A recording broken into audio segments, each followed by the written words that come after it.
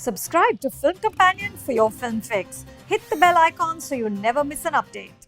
On the face of it, Chudails, a 10-episode Pakistani series directed by Asim Abbasi, has a playful premise. Four Karachi-based women start a secret detective agency called Chudails, with the tagline "Mard ko dard hoga," to punish the city's abusive and cheating husbands. Sara is the trophy wife, Jugnu is her best friend and boozy divorcee, Batul is the foul-mouthed ex-convict, and aspiring boxer Zubeda is the baby of the gang. Together, they become hired vigilantes for jilted housewives. Colored burqas become their superhero capes. For the first few episodes, it's all Ocean's 8, spunk and style for the patriarchy-smashing Avengers. The facade too is a boutique store. But Chudails is unique. While most films use male stories as a smokescreen to explore feminist narratives, Chudails uses a feminist narrative as a smokescreen to explore the real-world consequences of female rage. Like the boutique store, the attractive premise is a front for a more sinister one.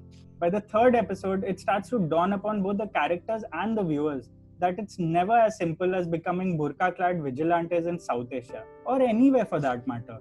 Cops, politicians, and mobs crash the party.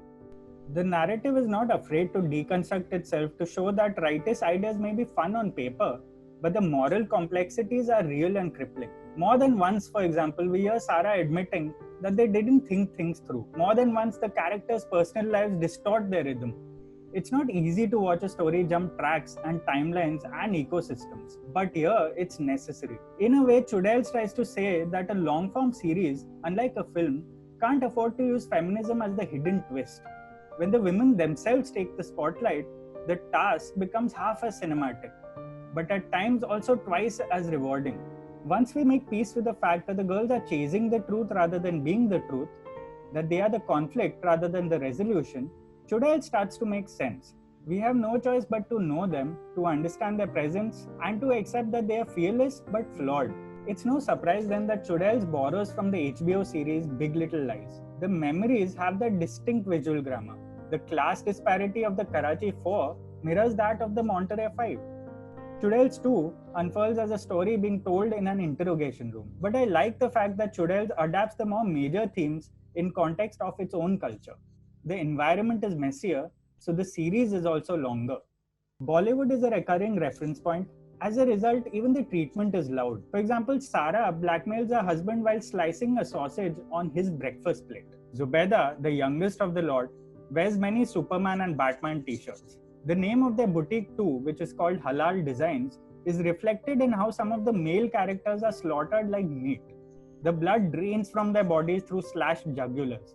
Asim Abbasi's debut, Cake, was tenderly disruptive in how it explored the modern Pakistani woman as a daughter of time rather than society.